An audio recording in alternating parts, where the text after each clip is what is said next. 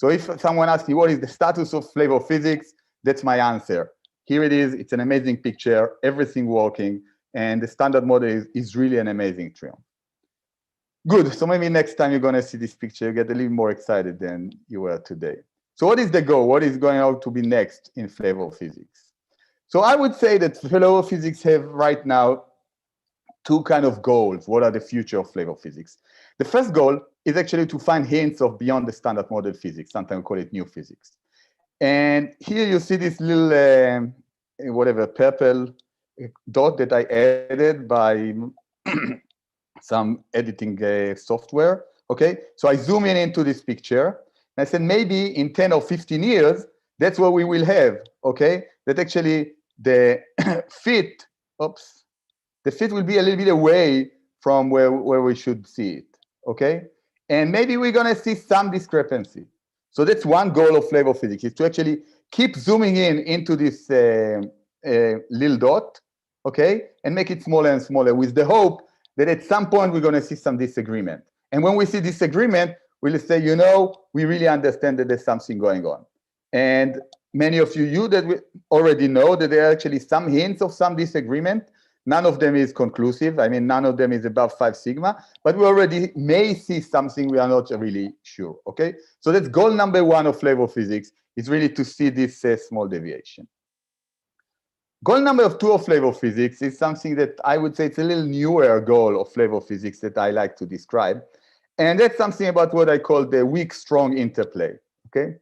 So traditionally, the big issue of theory in flavor physics was how to overcome QCD, okay? So the issue is that you have the strong interaction, we have QCD, and we have some things that we don't know how to calculate, and this QCD, this hadronic physics, this strong interaction kind of mask our ability to really probe the weak interaction. So traditionally, we had to do some ways to actually overcome QCD. And how we do it? In some cases, we find smart enough method to eliminate QCD. That is, we don't need to calculate, but we can measure the QCD parameters. Some other times we can calculate those QCD parameters. Maybe the lattice in some cases can help us. Sometimes we can use some approximate symmetries of QCD, and we can actually do it. So that's kind of the traditional way of this weak interaction, strong interaction overplay in flavor physics. And I think now we are actually getting into an era that we understand the weak interaction good enough within the standard model. We understand it good enough that we can actually use the weak interaction in order to probe QCD, in order to understand the strong interaction, okay? So here we take the weak interaction as input and get an output as the strong interaction. And we actually start getting and learning something about QCD in this approach, okay? And then I would say something that a little new in the flavor community, that we start to understand QCD parameters using the weak interaction. Okay, so what I decided to do, I decided to go over 3 little topics to kind of demonstrate those goals of flavor physics and how we do it. And I decided to talk about some of the things that I'm actually excited about them right now, and I will mention my own works, but that's, again, it's more for setting an example of what's going on in flavor physics. So my first example, I'm going to talk about B physics. And I would say that B physics is, I would describe it, it's not a teenage anymore, okay? It's probably already graduate undergrad physics. And there's something about this thing that, you know, you are not everything is totally new for you. We kind of understand what's going on in B physics, but there's still a lot in the future. The future is still lie ahead of B physics. So what is next in B physics? One big thing is about all those B physics anomalies, and actually I will not talk about them, and there's a lot to mention about them. Let me just say that I'm excited about them. None of them looks to me to be real right now, but that's totally my own personal opinion, which is totally irrelevant for the question of should we actually go and try to understand them. And of course, I also try to understand them, despite the fact that I believe that somehow they will not actually turn out to be real. However, there's actually quite a lot of little up to 4 sigma anomalies in B physics. What's going to happen next? So the future is bright for B physics. There's actually a lot of more data coming up from Bell 2, which is doing great, and LHCb that is also doing great. And we expect to actually have because of this, we're going to roughly have a factor of 10 more data in roughly the next 10 years or so, okay? And at the same time, we keep having theory developments that are keep coming, and the combination of theory development and more data hopefully will get us even much more precise measurement that we can do. So I want to talk about one theory development that I'm involved in right now that I'm very excited about. And that's about using for higher order SU3 sum rules. So let me kind of set the stage of what it is in general and explain like what is going on. So when we do flavor physics, many times we use the approximate symmetries of QCD to overcome the hadronic uncertainty. That is, to overcome the problem of QCD, okay? And isospin is the most known one, which is just where you can think about the U and the D as part of a doublet of SU2. And basically you think that U and the D are identical under this symmetry, and we use isospin. SU3 is the bigger one, where you use the U, D, and S quark as part of a triplet of SU3, and they are identical under this symmetry. And while isospin, the breaking of isospin is rather small, it's of order 1%, because the U and the D are very light. The S quark is not that light, and the breaking of SU3 is of order 20–30% roughly. So this SU3, while it's a very nice approximate symmetry, it's not one that we can talk about precision. And in flavor physics, when I talk about precision, roughly 1% is a good number, okay? 10% we're already beyond it. Kind of see the size of this blob that I was that we show in the very first picture, okay? And another symmetry that is somewhat less familiar to some people, but I hope most of you know about it, is what we call U-spin. And U-spin is a symmetry where the D quark and the S quark are part of a doublet, and they are treated the same. And as I said, isospin is very useful because the breaking is of order 1%, so we use it, and there's actually a lot has been done in flavor physics up to this precision. And with SU3, it's very useful, but it's not as precise because the breaking is order to 2%. Okay? So what we use SU3 so far, we use it to estimate isospin breaking effect, or we can use it to get rough prediction. Okay? And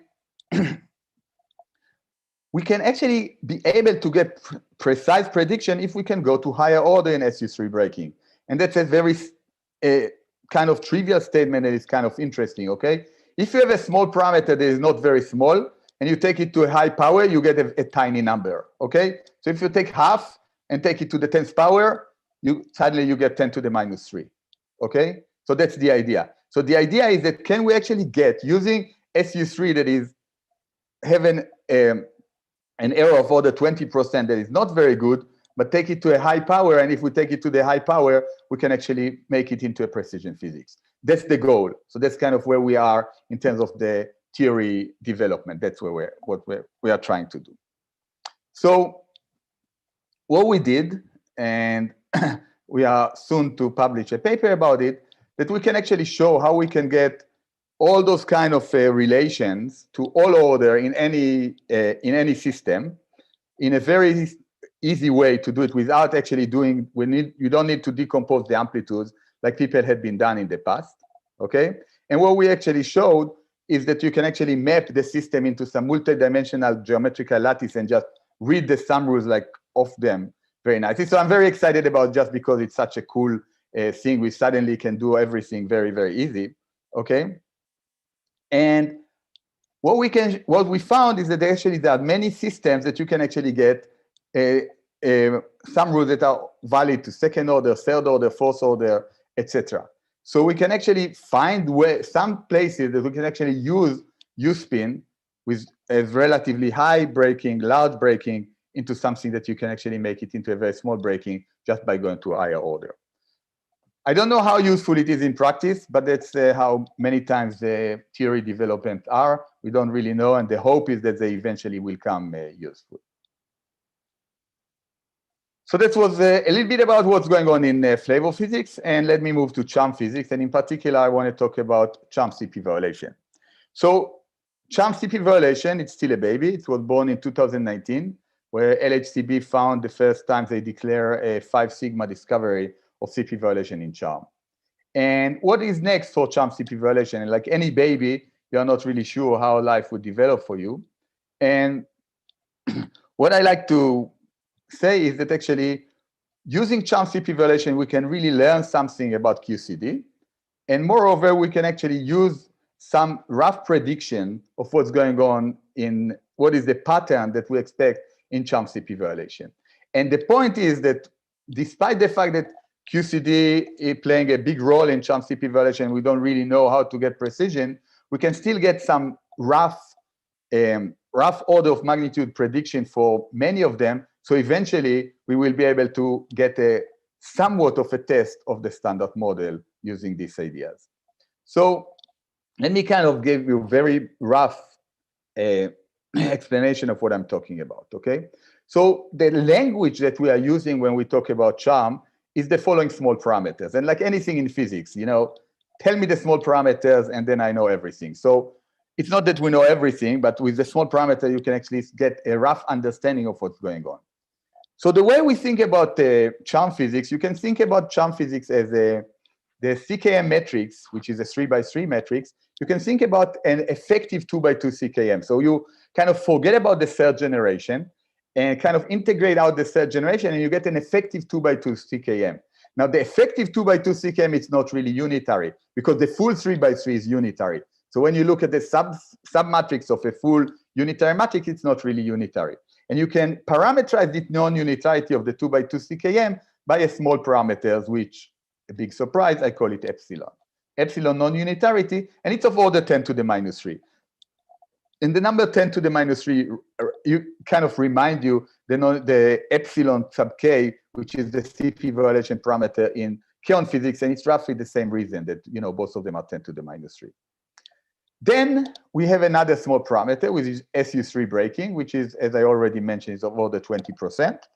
And the third small parameter in the Wolfenstein parameter of the CKM is just the hierarchy in the CKM, which is also of order 20%. So then every observable in charm physics, you can give rough estimate of what it is. For example, let's look at two parameters that are very interesting, X and Y. What an amazing names. I don't know who gave those names. I really don't know. If anybody knows, I would love to educate myself. But X is roughly the mass difference in the DD bar system, and Y is the width difference in the system.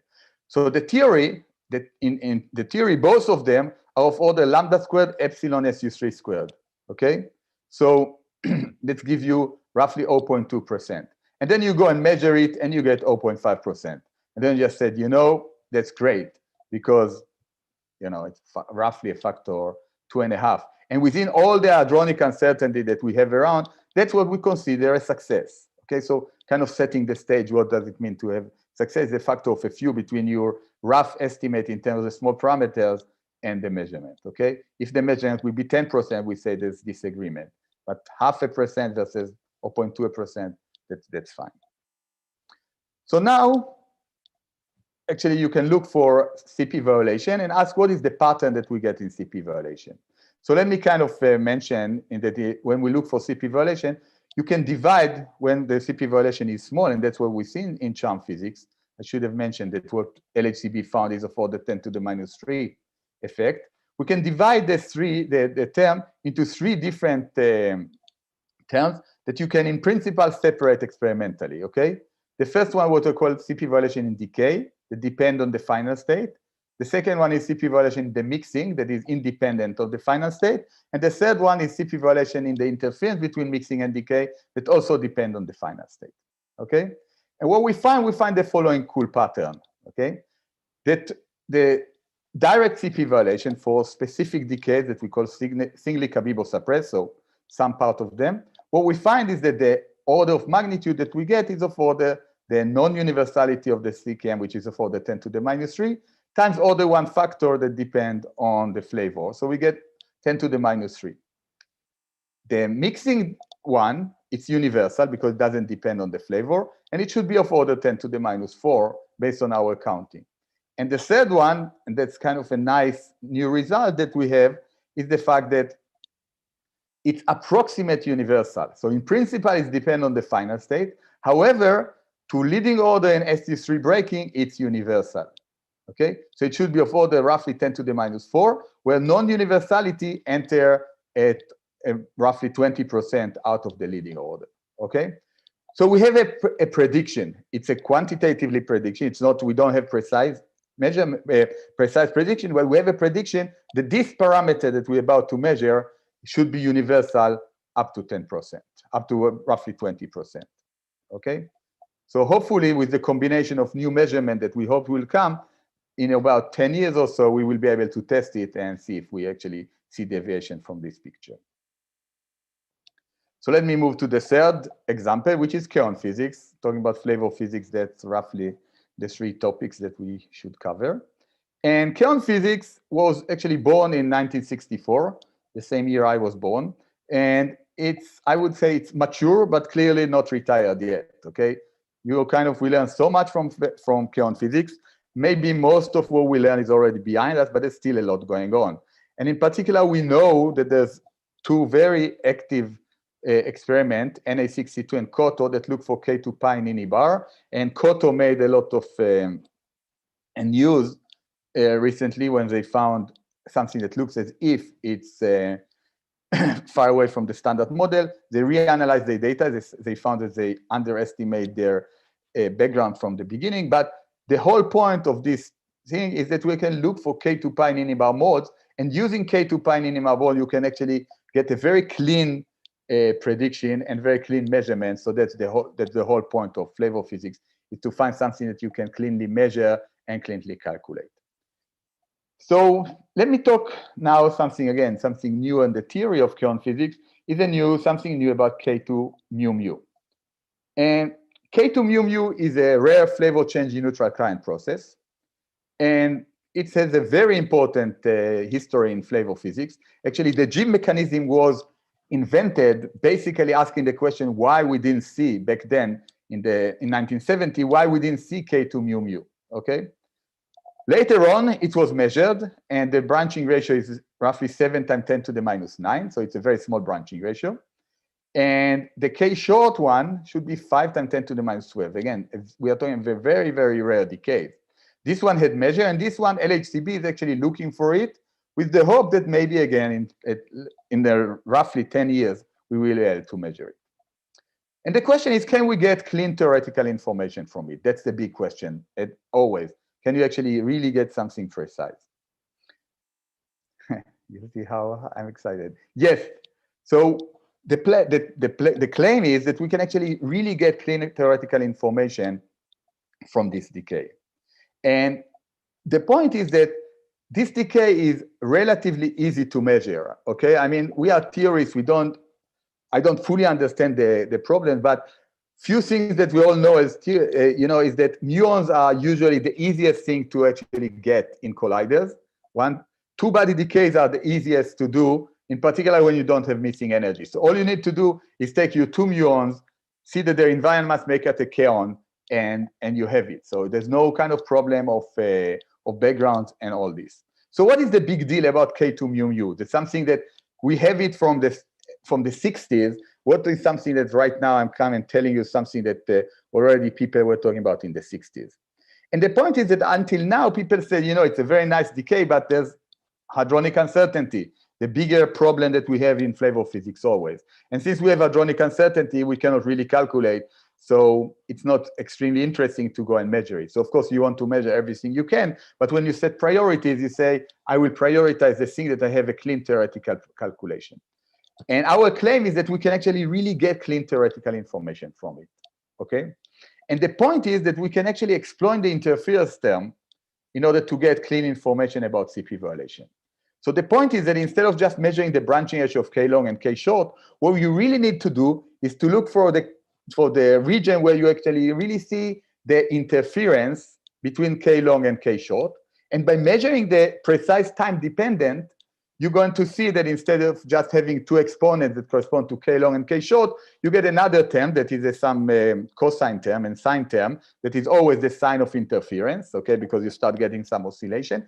And by exploiting this information, you can actually very precise measure imaginary VTD VTS, which is really just basically you just measure the CKM parameters, okay? And with that hadronic uncertainty at below 1%, which is As I already mentioned a few times, that's the number that we call precision at this stage of flavor physics, okay? And this is actually basically the same parameter that you get from K-long to pi nini bar, which is all the idea of building Koto. So the bottom line of this is that also in kaon physics, we actually have some new theoretical development that can tell us that you can actually really do something new about kaons. So this brings me to my conclusion exactly on time. And just let me repost this picture that I hope you would appreciate it much more as of now. Thank you very much. Thank you, Yuval. I see that there are 2 questions already. Oh, that's clapping hands. Thank you. Are there questions? So how about experimentally to measure this interference? What needs to happen? So the point is that, I would say that it's not trivially, it's not trivial to do, but on the other hand, it's not trivial that this cannot be done. And I've been talking to several people. In particular, I talked to people from Na62. And what needs to be done is the following. In order to see interference, you need to produce kaon that you know their flavor.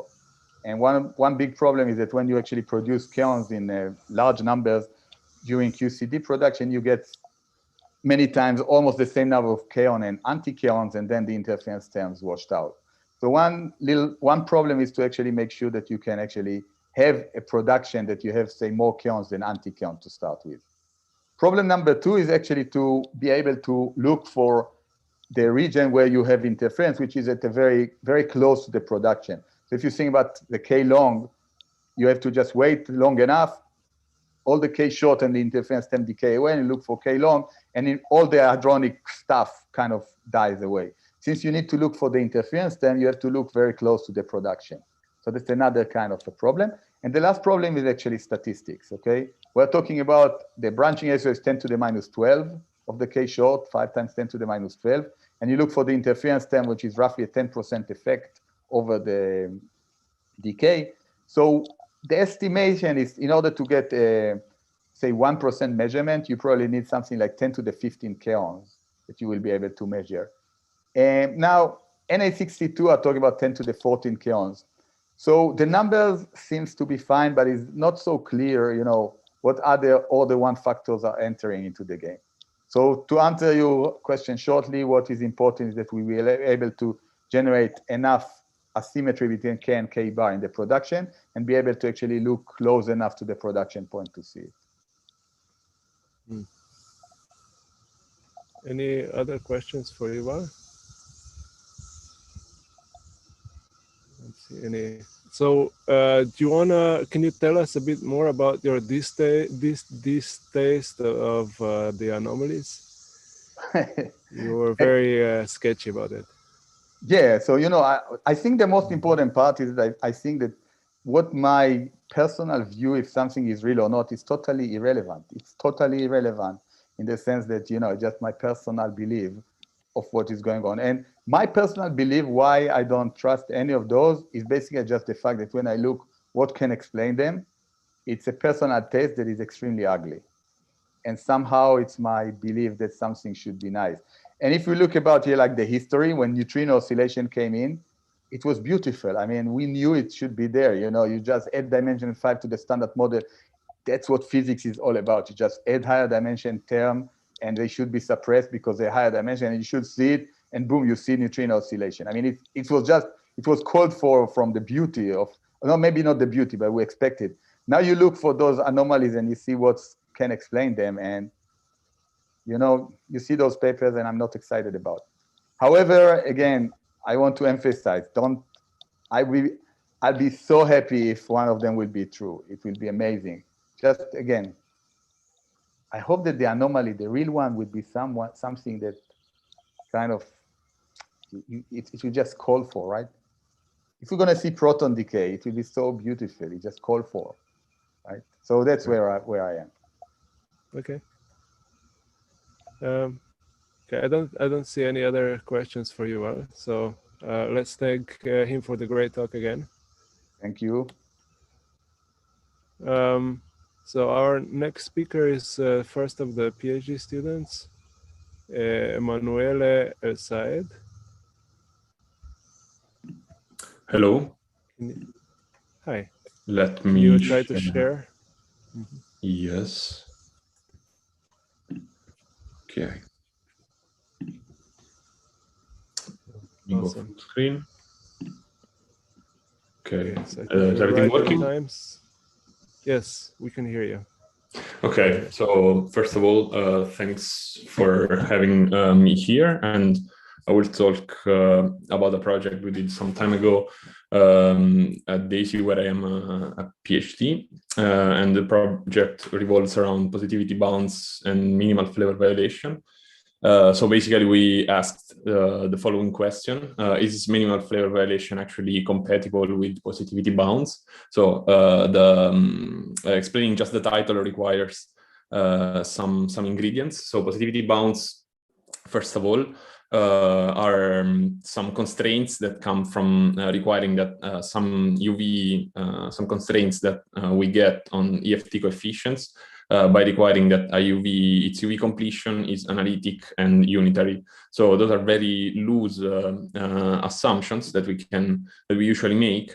And this means that not all EFTs are actually can actually be completed into unitary and analytic UV completion.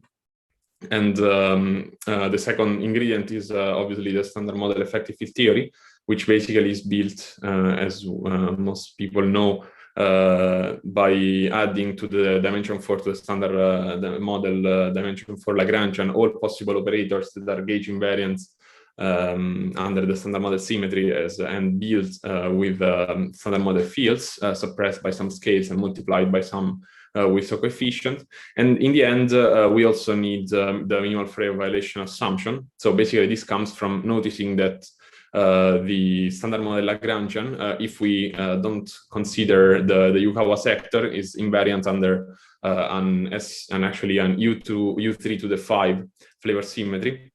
And if we take the non-abelian subgroup of this U3 to the 5, so SU3 to the 5 flavor group, we can render the Yukawa sector invariant 2 under this group by upgrading upgrading the Yukawa to spurions of this group, and we notice that the standard model Lagrangian at dimension 4 is actually a singlet under this group. And then the minimal flavor violation assumption is actually requiring that all the operators that we build in the standard model effective field theory now, so also the higher dimensional operators, are singlet under this group, so that basically all Wilson coefficients, their flavor structure is taken care of by Yukawa matrices. So in particular, now we focused on 4 Fermi operators at dimension 8. So they have a structure as the one presented here. So 2 derivatives and 4 Fermi fields and some gamma matrix structure.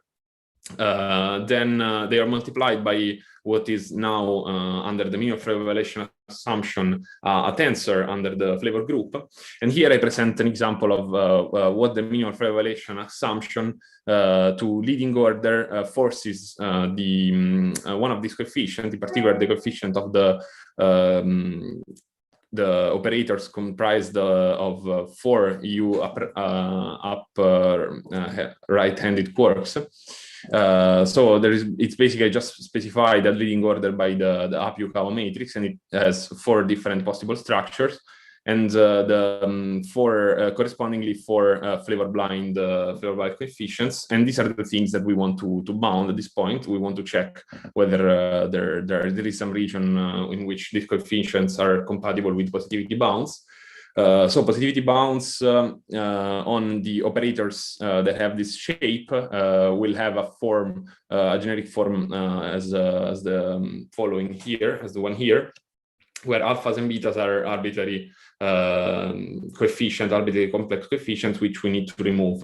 So one way to remove them is basically defining a matrix by summing over betas, and this matrix needs the requirement of the positivity bounds can be translated on the requirement that this matrix is positive definite, so a requirement on the eigenvalues of this matrix, and the eigenvalues are only depending on beta, so we basically remove the dependence on alpha, and then we can also remove the dependence on beta by brute force, by hand, and this can be done analytically. And here I show the plots for both NF equal 2, and so 2 flavors and 3 flavors.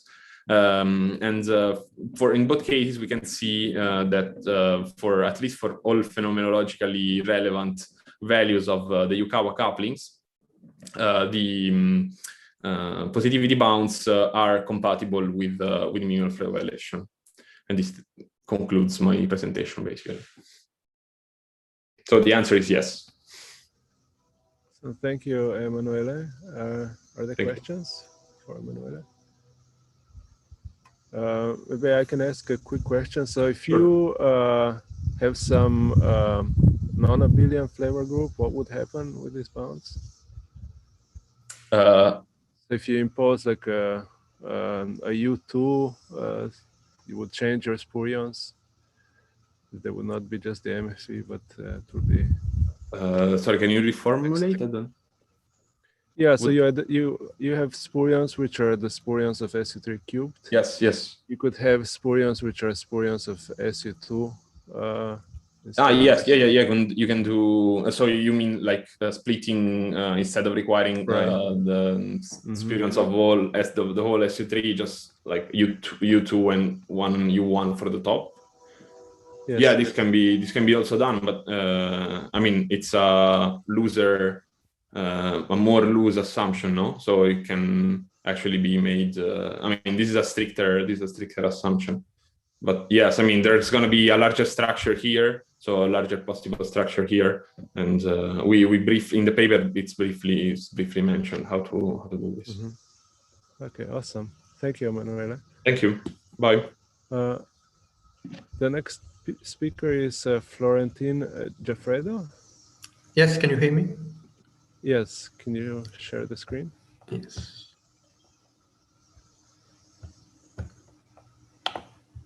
Can you see my screen?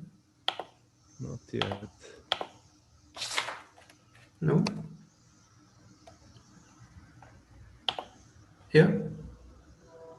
Yeah, we see the conclusions. The conclusion, sorry. Okay, so go ahead, Florentin. Okay, so thank you for having me today. I will talk about lepton flavor violation in B2 SLL. This has attracted a lot of attention recently because of these hints of lepton flavor universality violation that have been observed in RK star, as well as this branch fraction of B sub S going to mu mu, which have all been measured to be smaller than the standard model prediction. So we need a model of new physics to explain these B anomalies, but in most models of lepton flavor universality violation, we also have some lepton flavor violation. So to study this lepton flavor violation, we can express it in terms as an effective field theory, the same as the one we use usually for RK and RK star, except this time we allow for different flavors in this leptonic current here. And then now using this, with these operators, we can look at, if we want to study some exclusive decays, we have to compute this hadronic matrix element. And to do that, we need some non-participative techniques to go from this quark currents to this hadronic matrix element.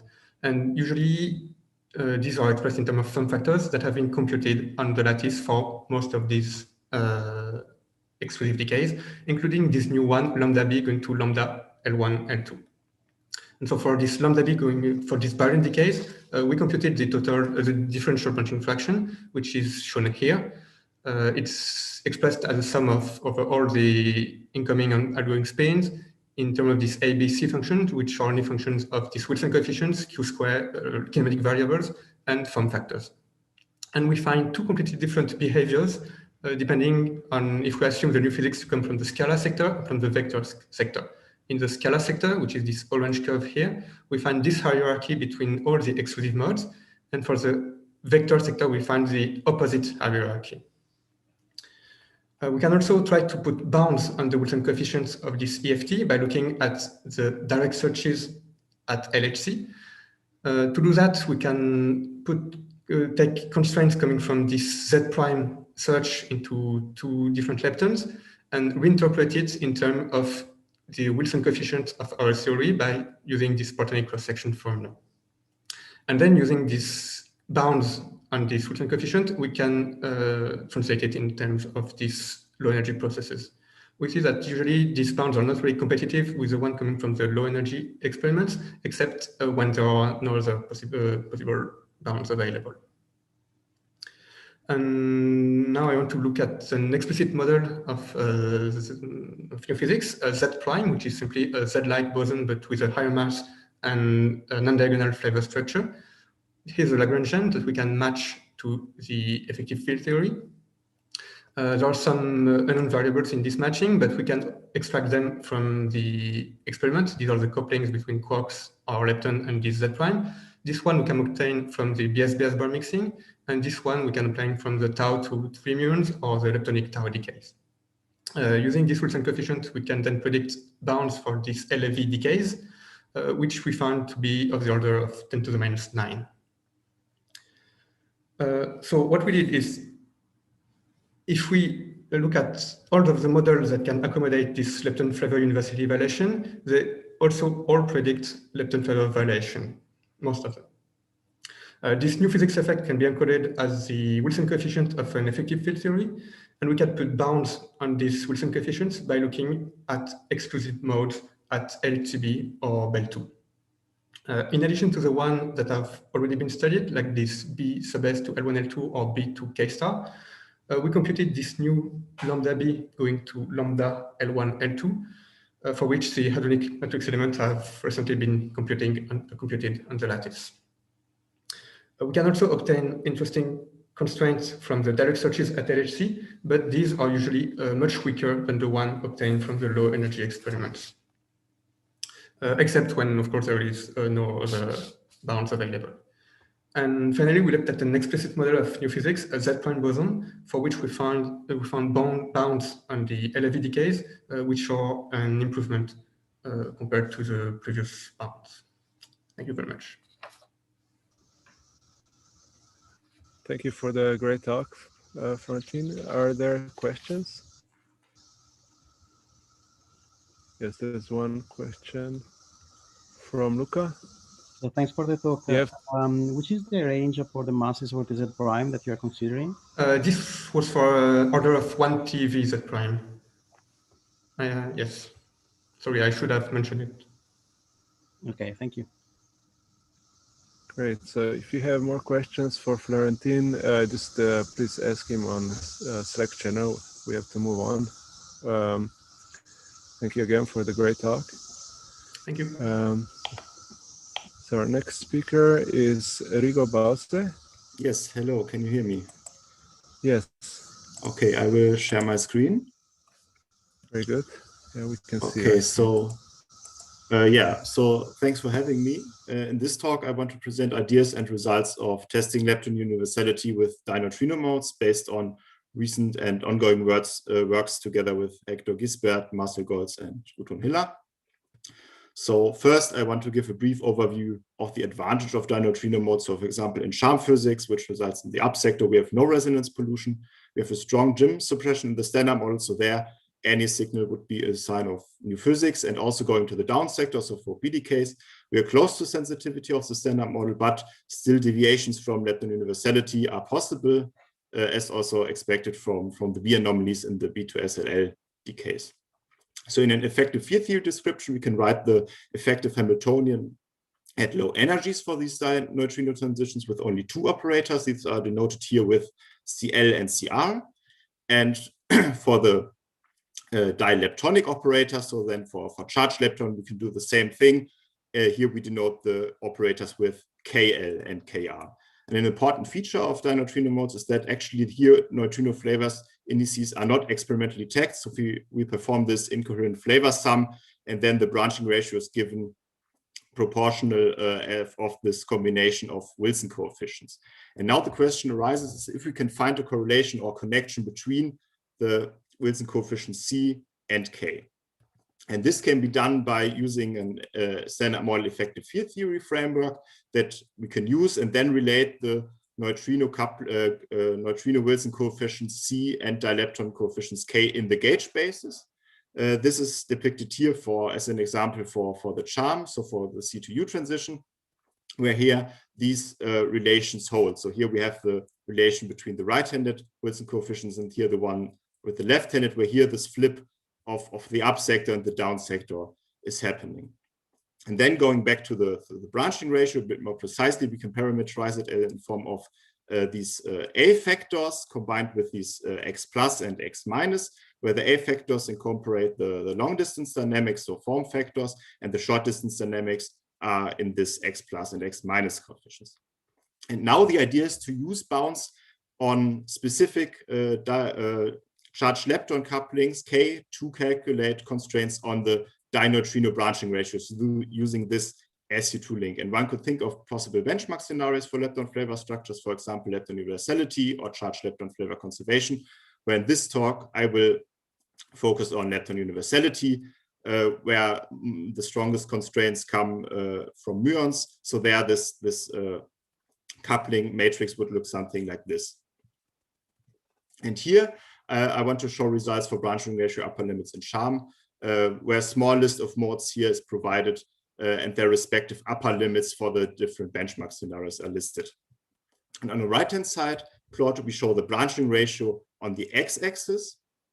So here these thick solid lines corresponds to the lepton universality upper limits, and on the y-axis we show the relative statistical uncertainty.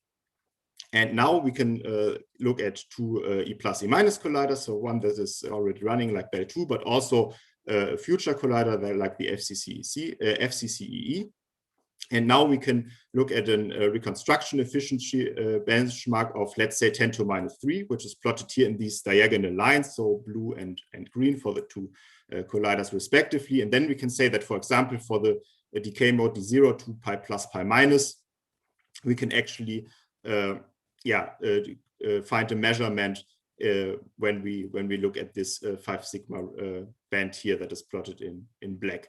And if we would measure, for example, branching ratio not of 3 times 10 to the minus 7, but actually 10 to the minus 6, we would then have a measurement in excess of this lepton universality limit, which then would yield a breakdown of the corresponding symmetry.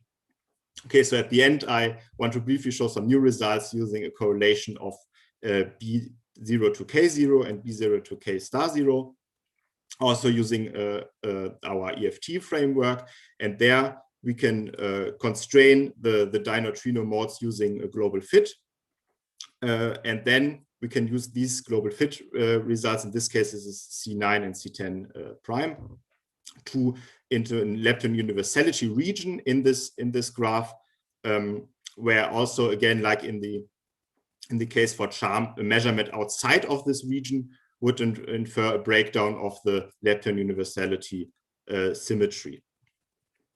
Okay, so let me then quickly summarize. So as I've shown you, we can use an SU2 link in the standard model effective field theory to correlate charged dileptons and dineutrino transitions at low energies, which are applicable in the charm, so in the up sector, but also in the down sector.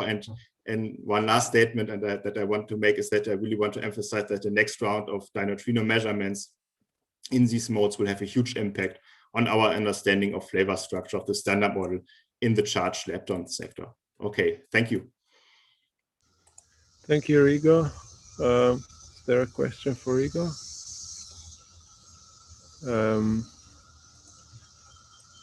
I don't see any, but maybe I can ask you a very quick question. So there's also the supercharged charm tau factory that is talked about. Was it impossible to get the reach there? You didn't have it on the plot, or did you? You mean for this one? For the bounds, and yeah, exactly. No, here we just use some benchmark that, or some numbers that are available for BEL2 and the FCCEC, and then we use the benchmark for the reconstruction efficiency. So you can also consider like 10 to the minus 2 or something else. Then you would line different reason. But for other colliders, you could do in principle the same thing. What we didn't do this year. Sorry. Sure. Yeah, so these are just for these two colliders. Yeah. I think we need to move on. Yeah. Okay. I will our next.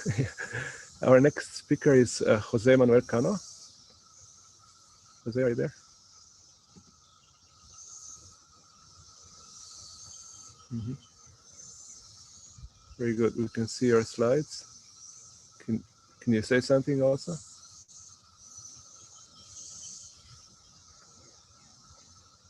We still don't hear you, Jose.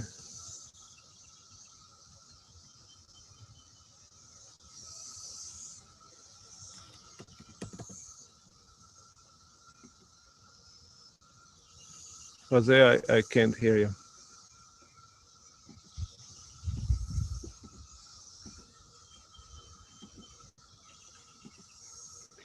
I would propose to go to the next one in case we can listen to Jose later on. Okay, sounds Just good. connected. So let's switch to Hushan Lee. Hello. Hushan, are you there? Yeah. Yes. Hello. Can you hear me? Yes, we can hear you. Can you share your screen? Okay.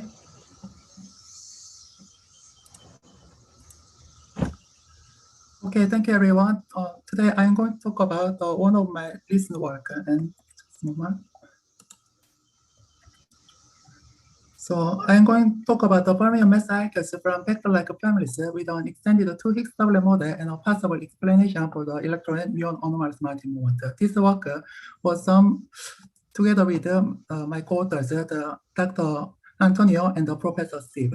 And I'm going to talk about. So the motivation for this work is to explain muon and electron anomalies simultaneously. So if you take a look at the experimental boundary at 1 sigma, the main difficulty arises from the explaining their signs. So at the central values, muon gives the positive sign, but whereas the electron gives the negative sign. So here our first goal is to explain this sign at 1 sigma over their experimental boundary. And the second motivation is so here we also want to suggest a dynamical explanation for the hierarchical structure of the standard model. So if you think about neutrino method, it can be much well understood. So let's think about the neutrinos.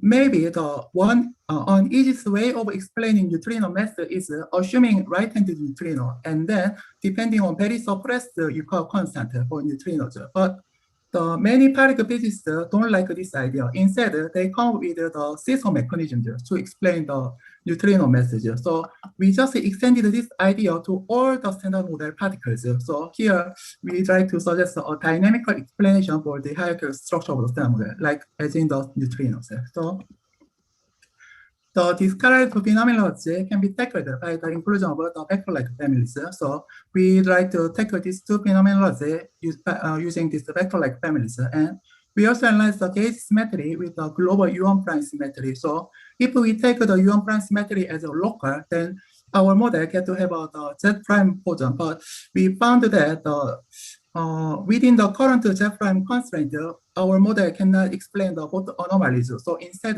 we take the global U1 prime symmetry. So if we take a U1 prime symmetry as a global, then we don't have a Z prime boson anymore. But instead, we can get to have a non-standard model like the scalars. So in this PSM model, we focus on the W boson exchange and the scalar exchange.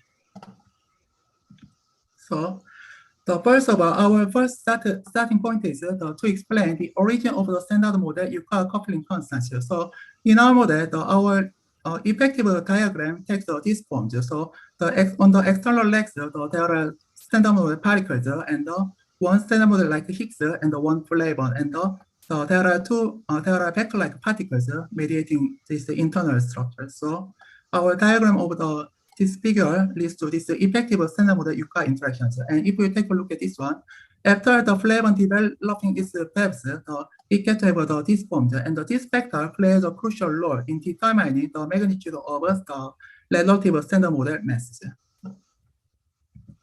So our model have this form. So until this part is the standard model particles, and you can see the U1 prime charge is 0, and there is some vector-like particles and their partners, and one flavon and two standard model Higgs-like. So this HU is the corresponding for the up-type particles, and this HD is for the down-type particles. So our model, the H constant of HUD, which reflects on the two Higgs doublet model, and the right-handed neutrinos are not considered in the standard model. So now you can see there's no UR in the standard model.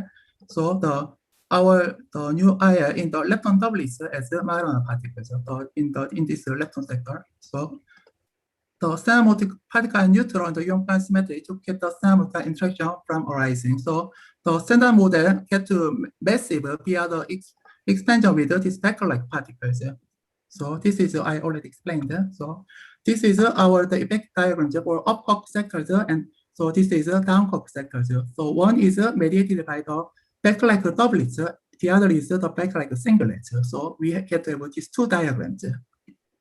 And this is charge lepton, and this is neutrino sector, and we also call this is a type 1b seesaw mechanism. Like this is a differentiate with the conventional Weinberg operators, or we call it the type 1a seesaw mechanism.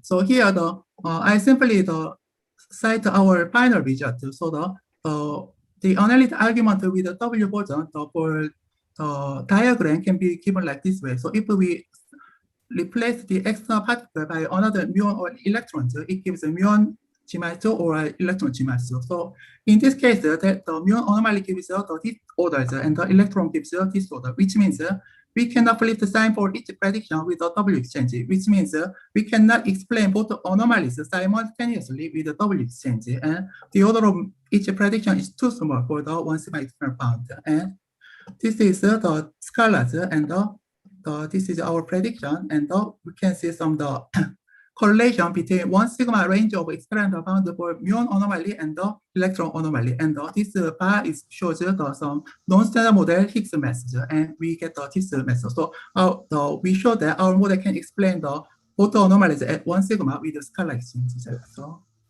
So yeah, sorry. The PS model to explain both the anomaly, the hierarchical structure of standard model, and the muon and electron G-2 in a unified way, and we show that W is impossible, but the scalar is possible. Thank you for your attention, and if you have any questions. Thank you, Hu-Chan.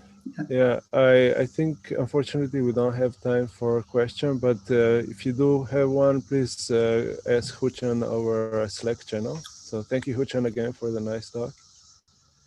I think we should move on to Hana Banks, and then we'll circle back to Jose to see if it works. So Hana, are you there? Yeah, I'm just going to try and share my screen. Okay.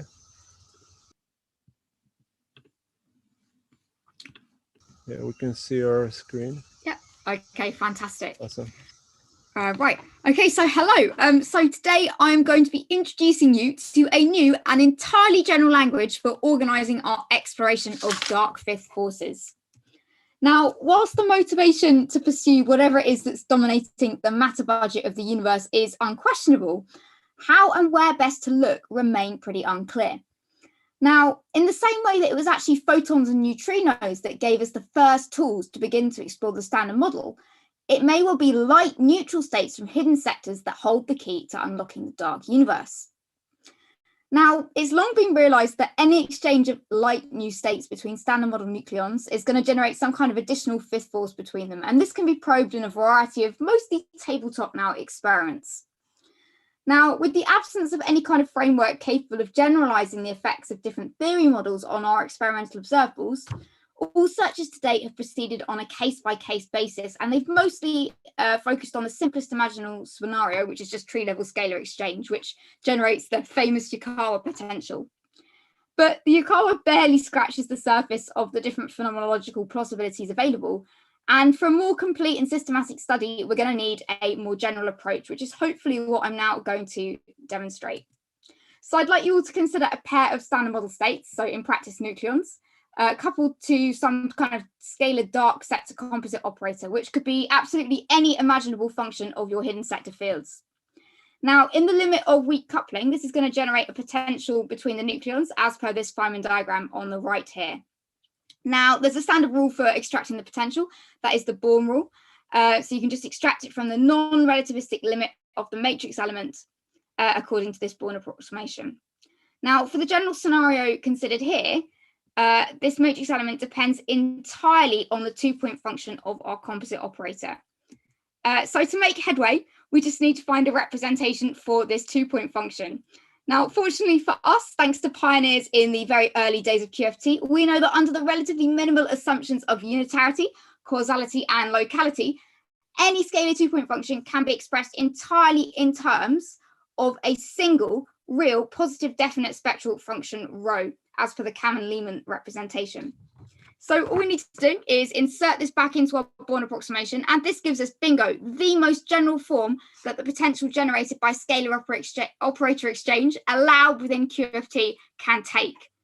Now, since we made absolutely no assumptions on the form of our composite operator, this result is valid regardless of the form of our hidden sector, even, for example, if it's non-perturbative. So from this expression, we can instantly derive some general properties of scalar forces, namely that they're attractive, and also that they're going to be a monotonic function of distance. Now, one of the really beautiful things about this framework is that to find rho for a given model, you only actually need the imaginary part of the matrix element. So this means that you can exploit the optical theorem, and that means you can obtain the potentials arising from loop exchanges really, really simply without even needing to do a single loop integral.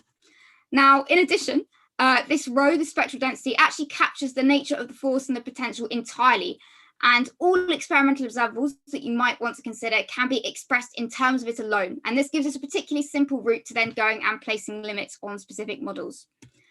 So as an example of that, slide's not changing, there we go. We can take our composite operator just to be a bilinear of dark fermions. We get this exclusion landscape here, which we can see is vastly different to the conventionally studied Yukawa case. And we now see that the sensitivity is entirely dominated by the shortest range experiments. So whilst the Yukawa potential may well be, which obviously the Yukawa represents an extremity in our density of states, it may well be a good standing candle to begin to start exploring fifth forces. But if we restrict ourselves to just considering Yukawa, we're certainly going to miss out on a wide range of interesting possibilities. Now, the fun with this framework does not end there. In fact, it also gives us a unique tool to begin to probe violations of QFT itself. So as a crude step in this direction, just going to consider introducing some negativity into our density of states, which corresponds to some violation of QFT fundamentals, such as locality, unitarity. And actually, for this example, we find that we start getting potentials with turning points in R, which is a direct contradiction to the QFT constraints we talked about earlier. So although there are some caveats associated with this, perhaps this kind of signature may well be an indication not only of a fifth force, but something more exotic. So in summary, we've got an entirely powerful general framework, and armed with this, we're going to be much better equipped to tackle the scantily explored, but certainly worthy of attention fifth force landscape. So thanks very much for listening, and do let me know now or on Slack if you've got any questions. Thank you. All right, thank you, Hana.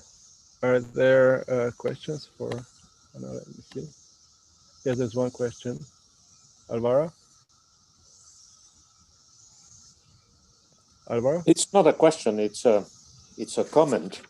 Unfortunately, Chelen and Lemon are no longer alive, but they would have hated to be called Callen. And oh, I know, I'm sorry. Is it Chalen? Chelen. Chalen, thank you. You're welcome. Very apologies about that. Yeah. Belen? We don't hear you. You're muted, Belen. Can I do a real question or no time? Yes, please. Can yes. you show in that slide where you have the two plots, say a bit more, what is the assumption on the operator on the left there? I missed it. So this is just a bilinear standard model operator. So it's just a bilinear of nucleons, and this is a pair of dark fermions. Okay, so bilinear standard model, bilinear. Yeah, so okay. We've got one loop interaction. Okay, got it. Okay, and we're coupling 1 over lambda. Thanks. I understand now. I think we need to move on. Thank you, Hana, again for a great talk. Jose? Yes, I think you can try. Right? Yeah, now we can hear you. Apologies for earlier. Let me share. Can you share your screen? There we go. Awesome. Okay. Like this. Okay, so first of all, thank you very much to the organizers for this opportunity. I'm going to be presenting work done in collaboration with Juan Antonio de la Saavedra and José Miguel No. This talk will be about the Higgs flavor, and in particular about the Higgs couplings to light quarks and how we can probe them at the LHC through Higgs plus photon production. So as you may know, while the couplings of the Higgs boson to electroweak bosons and third-generation fermions have been measured rather precisely at the LHC, you can see that on the plot on the right, that basically shows their agreement with the standard model prediction as a function of the particle mass. Notice as well that just recently the muon joined this select few with the evidence for the Higgs decay into a muon state reported by the CMS collaboration. Yukawa couplings to the lighter standard model fermions remain weakly or very weakly for the first generation fermions constrained. Yet, given our current lack of understanding of the standard model Higgs flavor structure, their measurement really would be key to further test the standard model mass generation mechanism. And so the question naturally arises, can we devise new strategies to probe these couplings at the LHC? And I'm going to try to convince you that Higgs plus photon production is one way. The first thing to know is that the would-be leading contribution initiated by gluon fusion actually vanishes due to Farris theorem. And so in the absence of any extra particle in the final state, we are left with the bottom and charm initiated contributions to lead the production. As also, the association with a photon leads to a factor 4 enhancement of up-type quarks contributions with respect to those of the down-type quarks. So we'll focus mainly on the first.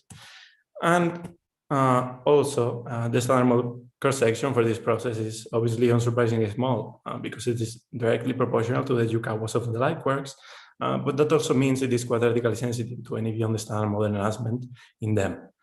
As for our analysis, for its relatively large branching ratio and clean experimental profile, we'll be focusing mainly on the Higgs decay to 2W bosons that later decay leptonically. So for this decay, the dominant backgrounds are simply the standard model production of the same final state.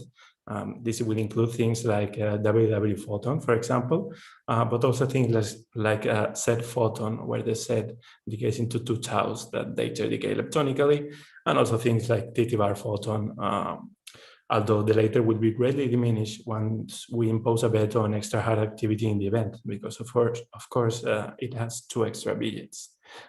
As for the preselection of events, it simply involves a direct lepton trigger and a PT cut for the photon, plus a missing energy transverse cut and a Z mass window veto, the later 2 particularly to suppress Z plus photon processes where the Z actually decays to an electron or a muon. So the same final state, but with a missing energy. Since we have 3 objects in the final state, we have very rich event kinematics, and I show you here a list of all the variables that are employed in the analysis. And on the right, I show you 4 representative of them, like the transverse mass of the Higgs decay products, the lepton mass, or some angular separations between leptons and photons, all of which show that good separation between signal and backgrounds is achievable. To better exploit the richness of this of the kinematics, we actually do a multivariate analysis instead of a cut and count. So we train a neural network to discriminate the Higgs plus photon signal from standard model backgrounds. The results of which you can see summarized on the plot on the right as a function of the neural network score. So optimizing for signal significance, we actually take the region to the right. Okay, thank you. We actually take the region to the right of the dashed line, which allows us the following reach, the high luminosity LHC with 3 inverse atobarns of data. We get the following 95% confidence level bounds on the kappa of the charm and of the up quark, and the kappas are simply the Yukawa couplings in units of its standard model value at the Higgs mass. So while these numbers might not be much to you in a vacuum, actually we come pretty close of being able to test, particularly for the up quark, up charm universality.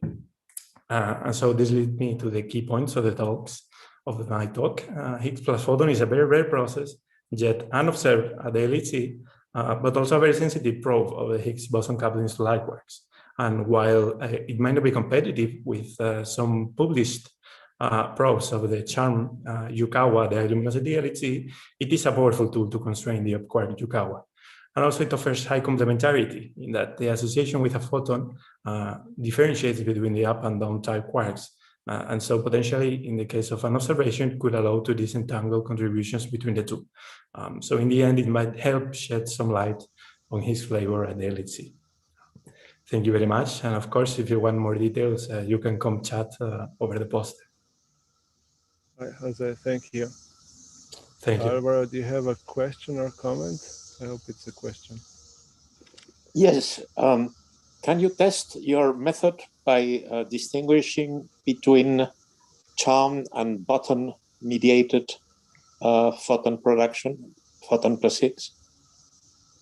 Yes, I mean, well, you would need two observations, right? The thing is that most processors are only sensible to a quadratic combination of the Yukawas.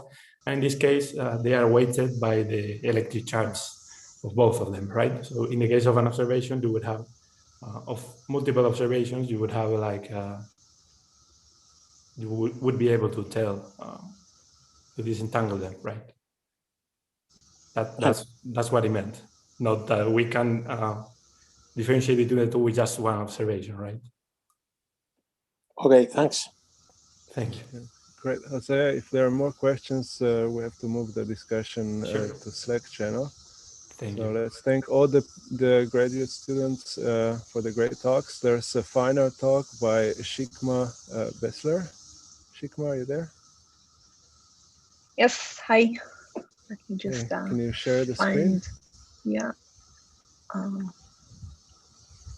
if you see it. Yes. Is it now in full mode? Full screen mode? Yeah. Okay. Yeah, you're ready. Can you see my pointer? And yes. Cool. Okay, so good evening, I guess. I'll just give a brief review of the current status and prospects of lepton flavoring colliders. Just to give again a brief frame setting for this talk, but in general to the status in the field. So we know that flavor physics is an excellent arena for the discovery of new physics.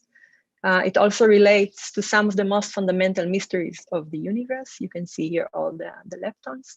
We know that the lepton number and lepton flavor within the standard model are actually accidental symmetries. So this U1 to the third is not directly imposed in the standard model, but it's a consequence of the symmetries imposed in the standard model and the particle content.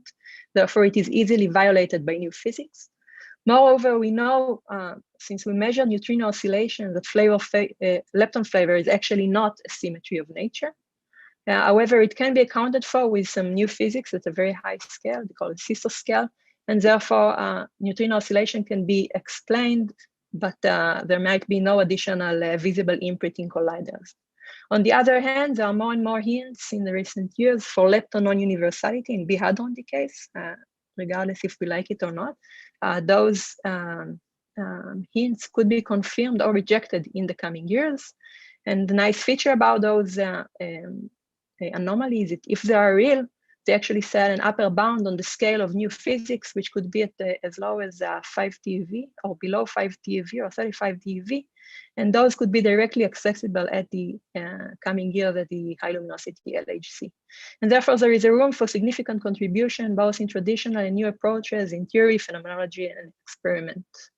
I will skip the discussion of the particle to content of the standard model and move directly to this table that summarize some of the relevant properties of the lepton flavor within the standard model. So the relevant interactions are the electromagnetic one, the neutral current weak, the charge current weak, and the Yukawa. The strong interaction is, of course, irrelevant. Those are the relevant leptons that participate in those interactions, the force carrier and the coupling strength. But I want to draw your attention to this, to the flavor structure of these interactions, and in particular to the fact that the three first interactions, the electromagnetic one and the two weak one, are actually universal, meaning that within the flavor space, the couplings are always proportional to the unit metrics. And in particular, there will be no flavor violation terms. The Yukawa, on the other hand, is diagonal. So it's not, the coupling constant are not equal, but again, no flavor violation terms are allowed. And those properties over the years have been studied in many different ways. I will not discuss it in all details, and actually also what I show here is just a very small number out of many different measurements. I just want to draw your attention to recent results from the LHC, from Atlas, that set bounds on the flavor violating branching ratios of the Z decays now exceeding those previously set by LEP. Also, the long-standing anomaly in the decay or branching fraction of the decay to the W to the tau and relative to the light lepton. There is also a new measurement here for Atlas that find this ratio more close to unity. But there are also other measurements that have been discussed already. So the coupling of the Higgs, the diagonality of it, and the bounds on flavor violating Higgs decays, and so on and so forth. If looking at the Yukawa terms, so they all start from this term in the standard model Lagrangian, and the fact that the Yukawa is diagonal is due to the fact that actually both the mass and the Yukawas are coming from this term. They can be diagonalized together, such that within the standard model, we get that the Yukawa are actually proportional to the mass. This is a special feature of the standard model particle content. So if we had, for instance, another Higgs doublet, then this diagonality would have been broken. On the other hand, the QED, the universality of the QED is actually protected by the gauge symmetry, meaning that no matter how we extend the standard model, this universality will remain. It doesn't mean, by the way, that one cannot have a decay of a muon to an electron and a photon, for instance. It just means that in tree level, those decay will never appear. We can never have a vertex mixing an electron and a muon and a photon, for instance.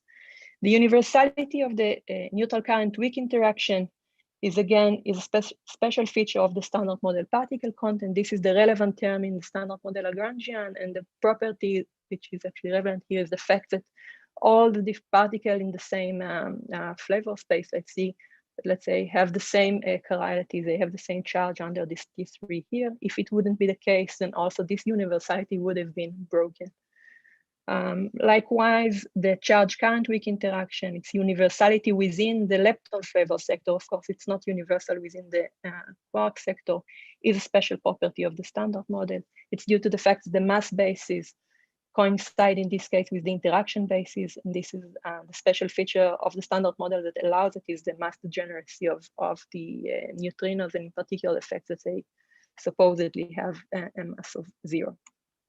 And therefore, if we think of extension of the standard model to some generic BSM options, then apart from the electromagnetic interaction, which will remain universal, the flavor structure of the other interactions is actually unknown, and one can think of many, many different models that will break all this structure. And therefore, there is really a lot of room and very strong motivation to study those properties of the lepton flavor in such great details.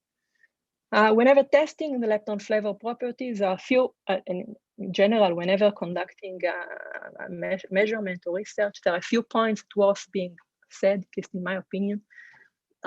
First of all, if us as an experimentalist want to measure some deviation from a standard model prediction, we can only measure them if this deviation is larger than the total uncertainty expected. And this uncertainty will have contributions from systematic effects, so in the theoretical calculation and in the experiment, and from statistical effect or lack of statistics, let's say. And therefore, theory should always be improved for processes with small experimental uncertainties, while experiments should probe processes with small theoretical uncertainties. And this sometimes leads to the need to construct dedicated experiments and always to improve the strategies that are used. And indeed, this flavor structure gave rise to a rich experimental program. For instance, if we are thinking of different measurements that are being done to test lepton flavor conservation, one can think, for instance, of the measurement of the decay of one lepton to another plus a photon. This is done, for instance, by the MEG collaboration, which look for the decay of a muon to an electron and a photon. To measure such a process precisely, one needs a machine that gives huge amount of muons and the ability to measure the properties of these muons and the electrons and the photons in a very precise way. There is also an option to try to measure this transition of, let's say, the tau to 3 muons, While this is currently done by Atlas, I think such measurement could benefit a lot from a dedicated tau charm factory or B factories. Another approach or another attempt is to look for a flavor violation in decay of the top quark. And if such measurement, if one want to conduct such a measurement, there is a need to use a machine with enough energy to produce this top quark and an experiment, a detector that will allow to tag tops in a precise way. And then, of course, there are all the attempt to look for flavor violation in decays of all kinds of massive resonances. So the Z decays, where LEP had the legacy measurement up until recently, with the light turns off. Okay, with high statistics Z and very precise measurement of the lepton properties later. And of course, the attempt to look for flavor violating decays of the Higgs and other resonances, either in the standard model or beyond standard model. And for that, again, we need machines that gives enough energy to produce those particles. We need enough luminosity so that we'll have enough of these particles, and we need excellent control of the measurement of all the decay products. Likewise, there are many attempts to measure and to probe, actually to test lepton universality. Those are summarized in this paper, for instance, in the electroweak sector, as I mentioned earlier. So looking at the branching fraction of the different decays of the Z and the W, this was done again at LEP using the clean samples of Z and Ws. There is an attempt to measure the decays of light pseudo-scalar meson. This is done by experiments like Na62 that have good control of pions and kaons. Some pure electronic decay of tau to electron and neutrinos, or tau to muon and neutrinos. And then there are all these attempts to look for lepton universality and lepton universality violation in B factories and dedicated B experiments. So the search for a Quark-Cornu decay, or the transition from B to SLL or B to C neutrino, and so on and so forth. And if one wants to measure those decay, in particular to be able to identify those B hadrons, then there is a need to have a very clean sample of many Bs and the ability to tag them and measure their lifetime very precisely, secondary vertices and so on. So while we are discussing all the time lepton universality, it should be noted that the mass makes a difference. The fact that the tau, the muon, and the electron have such a difference in mass do have consequences. From the theoretical side. There will be, of course, the Yukawa couplings that will change, and also some phase space effect, but all of them can be, at least within the standard model, estimated quite precisely. On the experimental side, again, the mass makes a difference. So the tau and muon have finite lifetime. The taus in particular decays very fast, so they are detected through the decay products. And the muon and the electron, although they live long enough to interact with the detector, because of their mass differences, they actually, when traversing through metals, they lose energy in very different ways. And the energy loss is dominated by very different processes. So that the muons are mostly minimum ionizing. You can see here how they lose energy as a function of their energy or momentum or velocity. And within colliders, they are typically minimum ionizing particles. In particular, they do not shower. The electrons, on the other hand, are very light, and therefore they are deflected by the nuclei of the matter. And therefore, in this deflection, they emit Bremsstrahlung radiation. So most of the energy losses in the relevant energy regime is through this Bremsstrahlung radiation, and this induces later also an electromagnetic shower. So they are actually stopped by the detector. So if we start in a symmetric or universal idea that whenever we produce electron, we will produce also some, in a different event, we can produce muon with the same properties. If we start with an electron and a muon at the same momentum, they will lose different amount of energy while traversing the detector. Those will be hard to account for, especially those energy losses in Bremsstrahlung throughout when the electron moves along the detector, and they will be detected at the end by different subsystems. And you can see here the muon in LHCb, in Atlas, and in CMS relative to the track of an electron in LHCb, in Atlas, and in CMS. And the fact that they are measured by different subdetectors have huge consequences. The coverage is different. They will end up with different trigger reconstruction, identification, and so on, efficiencies. They will be measured with different momentum and direction resolution. There will be different rate of misidentification. So from time to time, we will identify muon as something and an electron as something else, or think that something else is actually a muon or an electron. And we will have high rate of non-pumped muon, mostly from pion decay. And this is just an example how these differences actually look like when thinking of electron muon. Also count here efficiencies in the B factories and in LHCb. And if I look at this plot, this is the money plot from the recent LHCb paper on the measurement of RK. You can see here that although we are looking in principle in the same process, so the invariant mass of the kaon plus 2 leptons, it looks completely different. The distribution looks completely different if it is measured in electron-positron final state relative to muon anti-muon final state. And therefore, if one wants to measure lepton universality to confirm or reject it, then there is a need to take into account those differences. And indeed, this is what's being done and give recent intriguing results. As mentioned already in this earlier today, there are some new hints or recent hints for lepton universality violation in the charge current transition B to C neutrino decay.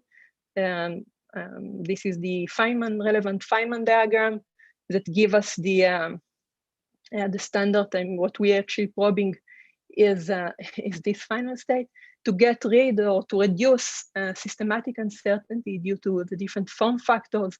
What is actually being measured is the ratio between the decay rate of B to D tau neutrino and B to D light lepton neutrino. Since we are dealing with big quarks and taus, then actually what looks like a single measurement translates in reality to many, many different measurements, depending on the B hadron that is selected and the tau decay mode. And those are just a few examples of how the tau can decay. And indeed, different experiments, Babar, Bell, and LHCb along the years have measured those ratios over time. And the measured values can be compared to very precise standard model predictions.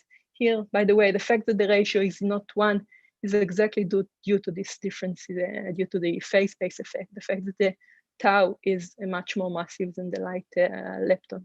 And if we compile all these results into a single plot, this is done by the heavy flavor averaging group, and they take all the correlations between the measurements into account, we see that the average measurement is somewhat here with this, and the data and the standard model calculation sits here, roughly 3 sigma away from the standard model prediction. And also, if we take just the ratio of the 2 ratios in the measurement and in the standard model, we get that the deviation is roughly at the level of 15%.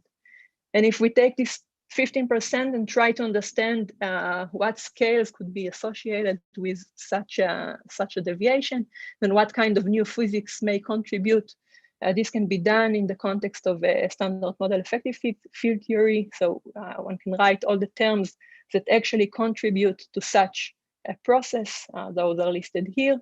And if we take only the terms that contribute to the BC tau neutrino final state, and so we end up with, of course, the standard model term and the new physics term. And if we normalize everything and to calculate the ratios and normalize the standard model value, we see here that the deviation from the value 1, so the differences of the addition of the new physics relative to the standard model, it could come from, for instance, from terms like this one. And if we plug in the number, what you will get is that the scale of the new physics is roughly at the level of 5 TeV, or has to be below 5 TeV, otherwise it cannot account for 15% in difference.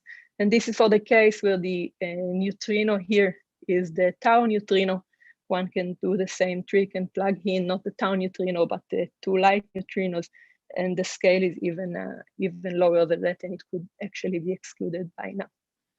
There are also hints for lepton universality violation in the neutral current transition B2S LL. This was mentioned just a couple of minutes ago. Unlike earlier on the R sub D transition, which is done at a tree level, here we are discussing a loop level effect, or a Feynman penguin diagram. But again, within the standard model, this vertex here is either electromagnetic one or neutral current weak one, and therefore flavor universal. When doing the measurement, again, for the RK star, the RK and RK star, there are several considerations that should be taken into account. Usually, as usual, we take the ratio to get rid of all the form factor effects. I did not mention it earlier, but just not to deal with how these hadrons are actually formed. So we take the ratio between the, here the mu, mu, and LL final state. There is also a need, since this is suppressed by the loop, we don't want to, we want to stay away from the tree-level case where the B actually decay to the resonance J psi case, the transition of B to C, emitting W, and then the W go to C bar and S. And therefore, the measurement is restricted to the range where the invariant mass of the 2 leptons here is below the invariant mass of the J psi. On the other hand, one wants to get away from threshold effect and not look at the region where it's hard to produce the two muons. And then there is another thing that the that LHCb introduced, and this is to normalize the measurement to the range where the J psi is produced, to get rid or to minimize the uncertainties due to the measurement of the efficiencies of the electrons and muon, so that at the end, the measurement is actually a measurement of ratio of ratios. And when comparing the measured value to the standard model expectation one, which is known to the percent level, again, a deviation of 3 sigma is found. So is something going on in lepton flavor? It could be. This is a nice plot summarizing all the results taken from this web page.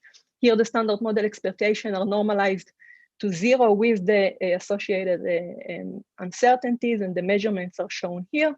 The nice feature here is that the sensitivity, at least in RK and RD, are mostly limited by statistics, and therefore, with time, where both BEL2 and LHCb accumulate more data, the uncertainties are expected to go down, such that all the measurement can be repeated, and if RD and RK anomalies are actually real, they will be confirmed to the 5 sigma level within the coming years. Of course, lepton universality could be tested in many, many, many different other transitions, so that the sensitivity for violation of lepton flavor and lepton universality will be improved with time.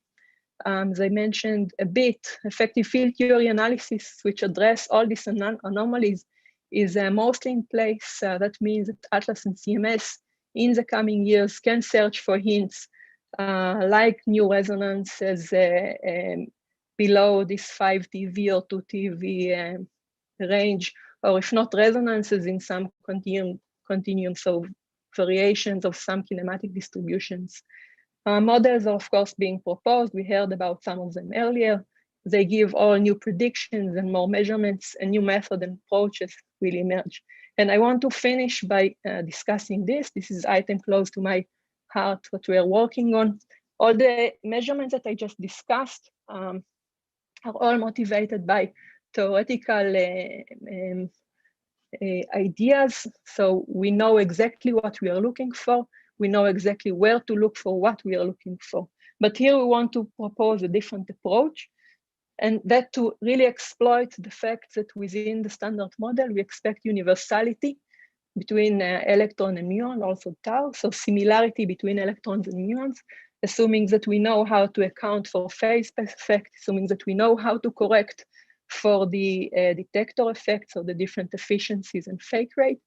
And by the way, this plot shows that we do know how to account for that. If I compare, the details are not that important. What I want to show here, that if we start with two samples, one is based on electron and the other on muons, then from the data, I get something which is not very symmetric, but after correcting for fakes and efficiency differences, I actually restore the symmetry. So the blue and the red actually look the same up to some statistical fluctuation.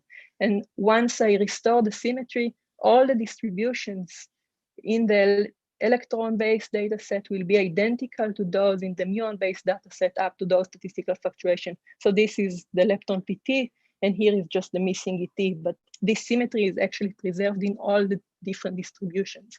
So the idea that we propose is to actually locate in the space spanned by all the observables at the LHC or other regions that exhibit dissimilarity. And since within the standard model, we expect complete similarity, such dissimilarity is actually a hint for physics beyond the standard model. And this is just a quick, simple example. I'm finishing in less than a minute. It's a quick example of this, how this can be done. We can take the electron-based data set and the muon-based data set. We can project these two data sets into n-dimensional metrics, which shown here. And if similarity is real, then these two matrices are actually originating from the same single, maybe inaccessible template matrix. And what we want to do is to check whether two matrices that we get are actually identical or similar up to statistical fluctuation. And there are many, many, many different ways to do it. With the simple techniques that we use here, which is very, very naive comparison, we show that the sensitivity that we get by comparing two matrices is actually 30% worse than that we get with using the full profile likelihood ratio when knowing exactly the background shape and the signal shape. And of course, this was very naive implementation of this idea, and there is plenty of room for improvement. So we can take this performance obtained with this naive test statistics and push it closer and closer to the one we get with profile likelihood ratio. So I don't have really a final remark. I just want to say that I think that there is a lot of things to accept in the coming years, plenty of room for contributions. And this is it, yes. Thank you, Shikma. Are there questions? There's Sergei Petkov that wants to make a question. He just wrote on the chat. Ah, yes, Sergei, go ahead. Sergei, we don't hear you. It's my fault. I need to give him the voice. Just a second. Now it's okay. Do you hear me? Yes. Yep. Okay. Greetings to everybody. Thanks for the nice presentation. I just want to make a historical comment. This concept of lepton flavor universality is very old. Actually, it was proposed by Pontecorvo in 1947. This was just the content of the comment I wanted to make. Thanks. Thank you. I think Luca, you raised the hand. Yeah, if we go back to your slide 12, you were mentioning the standard model FTP theory. But the operators that I can see there are operators of only all leptons. So I'm asking if this analysis is also valid for a more general FTP theory for the X, like the X FTP theory, or is really strictly valid only for the standard model FTP theory, where the X is a doublet? So this is within the standard model effective field theory, but I think it can be also enhanced. So the idea is just to look, at terms that contributes here. But okay. yeah. So there's no assumption of the X doublet nature, let's say, on this analysis. Not that I know of. Okay, thank you. Bella? Just a comment to say I like very much, I find very impressive this last method you presented assuming the symmetry between the electron and muon samples corrected. And okay, it seems the first examples you showed seem very, very encouraging, right? The improvements you have. So I think so. I think so too. This is the direction that we are working on in the last, you know, in recently, let's say. Yes. Yeah. Okay. So and actually, we use this. Oh.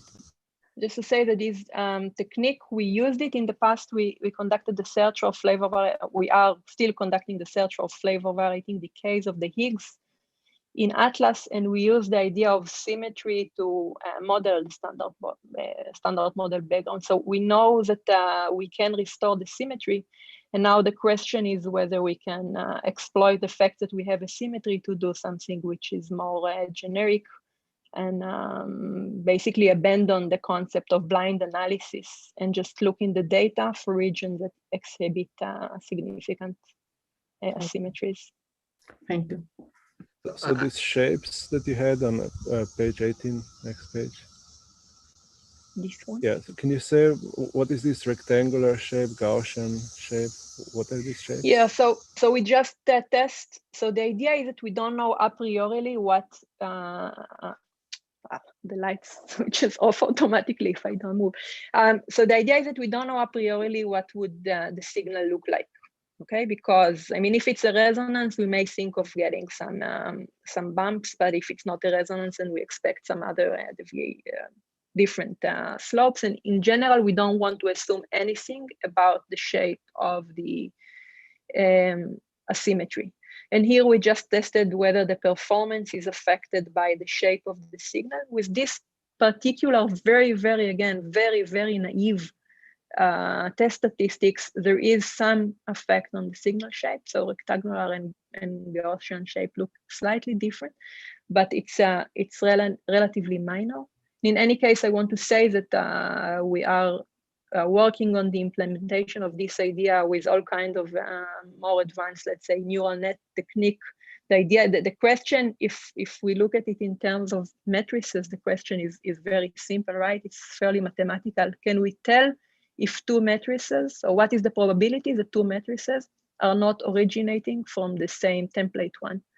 And this is what we basically were able to disentangle the physics question from the mathematical one in comparing matrices. And I also want to say something about that is that it's we do it for the case of lepton symmetry between electrons and muons, but any symmetry can actually be studied in the same way. So forward, backward, whatever. I mean, all kinds of CP questions as well. Okay, awesome. Thank you. I don't see any other questions. So let's thank all the speakers again. Thank you. It was a very nice session. I don't know if the organizers have any other announcements. No, I was my mistake raising the hands. I was clapping. That was just sorry. So no, I think that's all, and we meet tomorrow at 3 p.m. Central European summertime. That is 6 o'clock in California. So, all right, awesome. Thank you. Thank you very much.